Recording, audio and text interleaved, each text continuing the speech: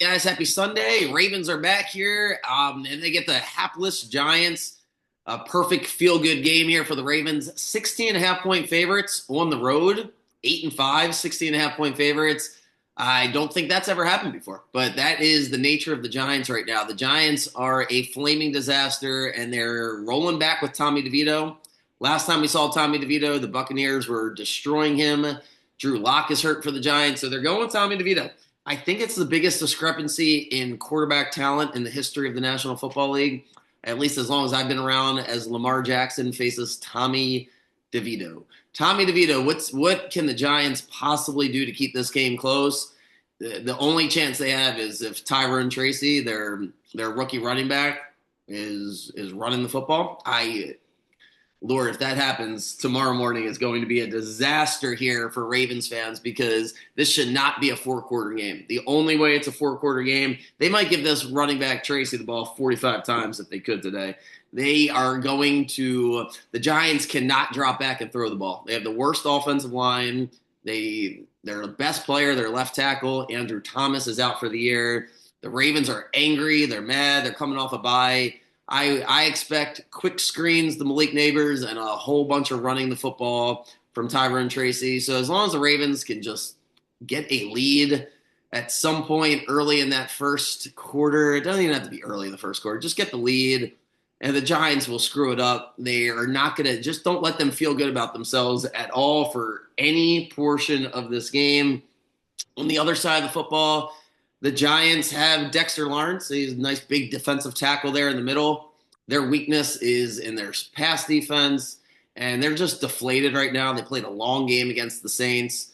Just expect the Lamar Jackson show, Derrick Henry. I really don't think we need to go too far into this game. 16.5 point favorites. Ravens should roll. We'll talk about it more in the morning as we get ready for the Squealers on Saturday. Then it's the Texans. So it's playoff time now for the Ravens. If anything, we're going to look back as we win the Super Bowl this year and be like, I'm really glad we lost to those the Squealers and the Eagles there. We tripped up against the Browns and the Raiders. It's just one of those years where we needed to get to the bye week at the end of the year. And hopefully we come out as the best team in football because it's available. The Lions and the Chiefs, the Bills, there's cracks around the league. The Ravens can still win the Super Bowl. It would not shock me at all. It starts today, so let's see how they roll. Let's go through the rest of the games here, find some value. Most of the good games here are later this afternoon. I don't know why they did the schedule like this. I figured they could have flexed a game or two, but they didn't. So let's go through it. But the first game, I like the first game. I like the Saints. They're getting 7.5 points. The Saints are still alive to win the NFC South. They think they're going to win the NFC South. Very important to remember. Some teams are completely dead. Other teams, you think they're dead, but they're not actually dead. The Saints are one of those teams. They're home. They're 5-8. They're 2 games behind the Bucks, and they get to play the Bucks at the end of the year. So they 100% believe they can win the division. And Washington, coming off a bye week, I don't know. I think it could be a little bit of a trap. Daniels goes back to New Orleans. He played LSU last year. 7.5 is too many. I actually like Jake Haener better than Derek. I don't like Derek Carr at all. So Jake Haener, I think that's how you pronounce his name. That's the backup quarterback for the Saints. Saints won a thriller against the Giants. Missed field goal at the end, 14-13. Saints beat the Giants. So the Saints are in a good mood. I just think 7.5 points is too many. I'm going to roll with the Saints there. I think they keep it close. Whether or not they win, I don't know. But it feels like more like a 50-50 game than Washington, just rolls them. Washington, they better be careful. They still got to play Philadelphia. They have not locked up a playoff spot as everybody seems to keep winning in the NFC North. And now, it's not locked up for Washington. So I would be careful of that game. I'm staying away from anything Washington right this second. They're just not playing great for me. Even they let up against Tennessee when they blew them out. So I like the Saints there. The best 1 o'clock game is the Dolphins and the Texans. Elimination game for the Dolphins here. They're 6-7, 2 behind the Broncos and the Chargers and the Ravens. So they believe if they win out, they'll find a way to sneak in. I don't know about this game, though. It's a 3-point spread. You would think the Texans would be maybe like 3.5 or 4, but they're not because the Texans have they're like the worst team right now to root for if you're trying to cover a spread because they just commit penalty after penalty after penalty. Laramie Tunzel, their left tackle, is always getting penalties. I don't know what his problem is. The Texans are having a really hard time protecting Stroud and getting that rhythm going. Coming off the bye, though, I would think the Texans roll the Dolphins here. I like the Texans, but I want to see it. I like the Texans a lot before the season, but I want to see them put together a good game. They haven't put together, frankly, a good game all season. They've just been, yeah, just inconsistent. They've beaten some bad teams, taken advantage of the bad division. They're sitting there, basically with a 3-game lead over the Colts with 4 left because they beat them twice, and they're up 2 games right now. You would think the Texans would come out and win. Miami, though, getting in that clean environment, right, in that dome with that offense, and the Texans' secondary has not been great. I'm really curious to see how this game plays out. I'm not going to bet on it. Very curious to see how it plays out. Ultimately, though, I'm not betting against Stroud, so I would lean Texans. Don't have to talk much about this game. Jags and the Jets. I got nothing for you. Somehow I lost the Jags bet last week as they won the game outright.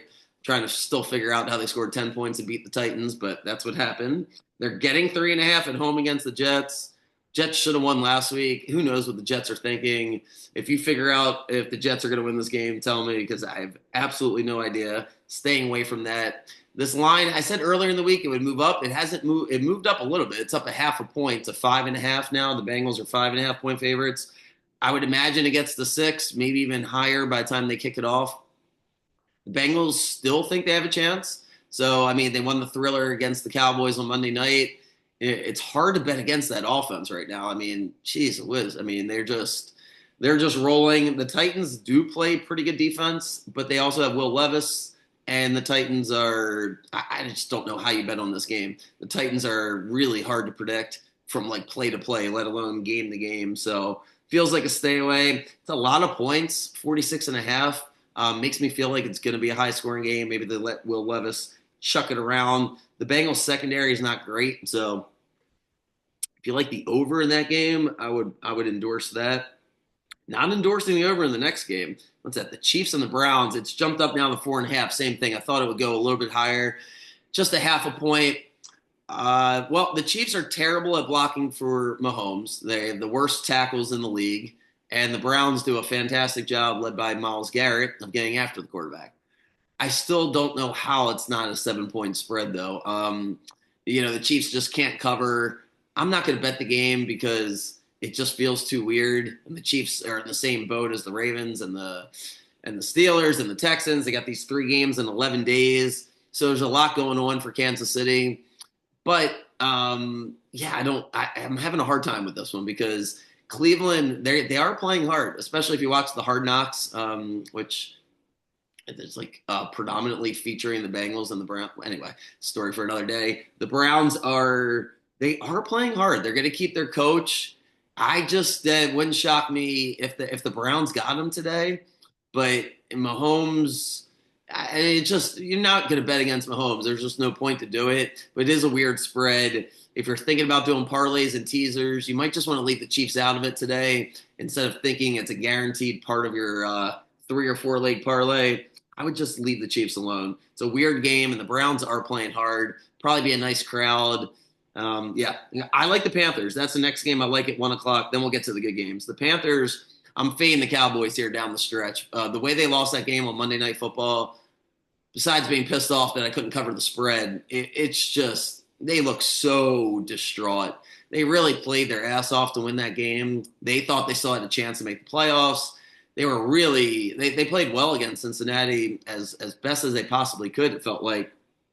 But they also got lucky that Cooper Rush didn't throw 4 interceptions.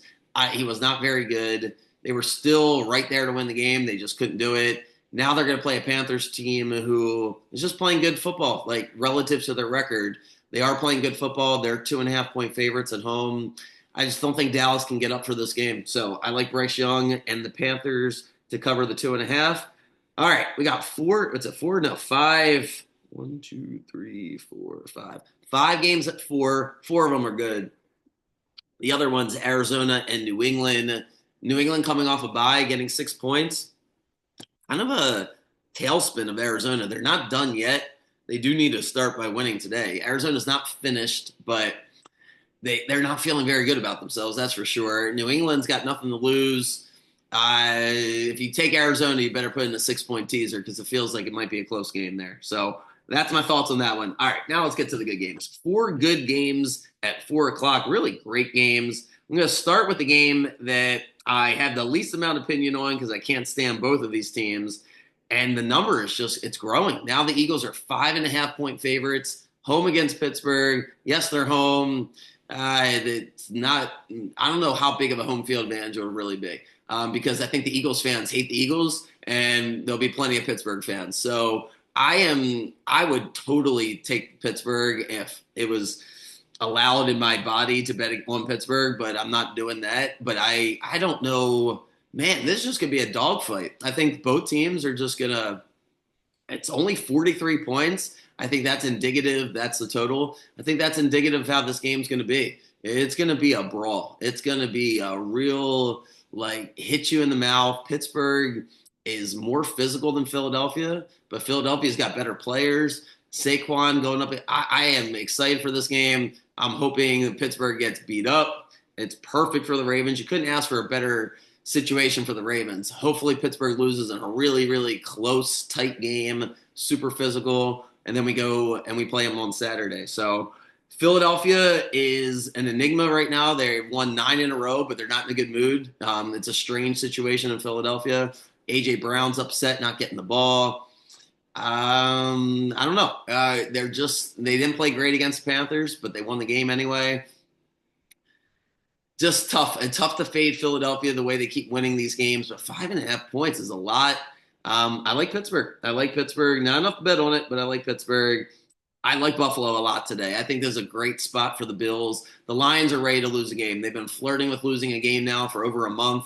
They're going to lose today. Bills will get them in Detroit. It's not going to matter, because Buffalo just played in the Dome last week against the Rams, and it's a good matchup for Buffalo. It's a really good matchup. That Lions defense is banged up, and they're going to have to play from behind. And if you have to play from behind against Buffalo, they're the best team in football. The Bills are the best team in football when they're up 7-0 or 10-0 because that pass rush is solid in their secondary with Teron Johnson, the nickelback corner.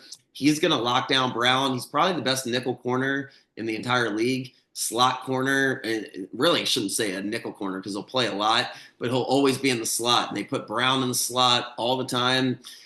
That favors Buffalo. The Lions are going to try to just run that football right down Buffalo's throat. But because Buffalo got their ass kicked last week, it's hard to humiliate a defense 2 weeks in a row. I don't think Bills get humiliated on defense. I think Josh Allen is great. And I think the Bills are going to roll. The Lions have too many injuries on that defense.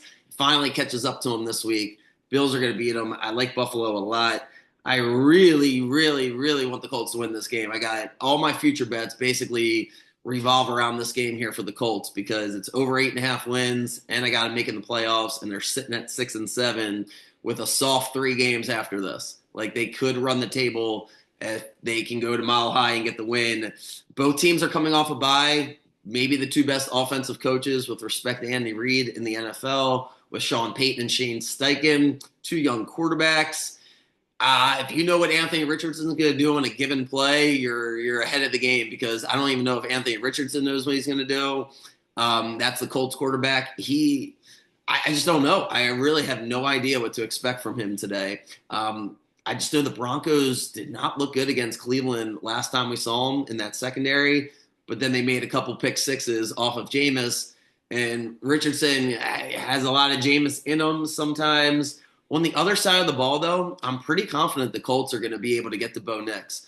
The Colts defense is playing much better as of late, and Bo Nix, I got a feeling he's going to come down to earth today. It's going to be a really tight game. 4.5 points seems like too many. I do like the Colts 4.5.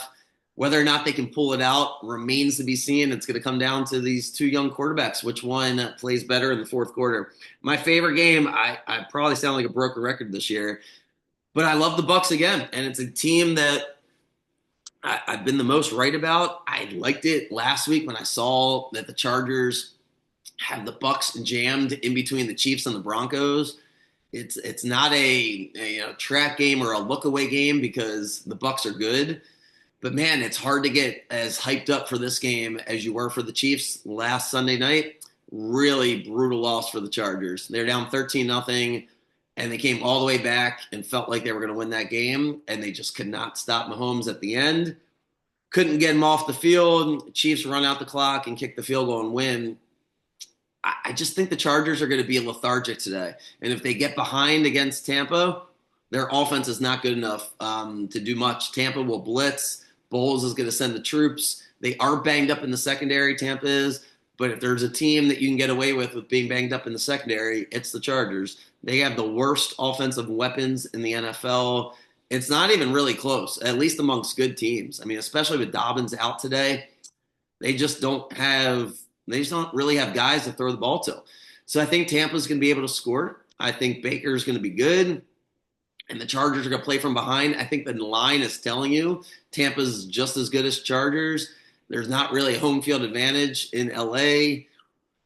I like Tampa. It's a 2.5-point spread. I'm going to go with the Bucks tonight. I think they're going to win this game. They control their own destiny with the division. I think they win outright over the Chargers. So I got the Bucks. The Sunday night game, I'm leaning Seahawks. I'll have all those bets out later on the Seahawks-Packers game. But the Packers are headed to Seattle. Every time the Packers and Seattle play, you go look at the history. It is ridiculous. Seattle made the Super Bowl the year the Patriots beat them because of that onside kick situation where the Packers messed it up. The guy dropped the ball. I forget his name now. And Russell Wilson goes down the field and the Seahawks win. And they had the Monday Night Football Golden Tate catch that was like out of bounds. Somehow was ruled a catch for the Seahawks against the Packers. I like the Seahawks a lot tonight. Seahawks are playing really good. It's going to be a great environment. Jordan Love has just been – I mean, if you're really watching the Packers, they're taking the ball out of his hands. They are really running a very conservative offense. I don't think you can get away with that against Seattle's run defense. Give me the Seahawks tonight. I'll get all those props out later. All right, guys, good luck today with all the games. Ravens here in a few hours, and then we get the good games at 4 o'clock. So enjoy. We'll have all the bets out, and I'll see you guys in the morning.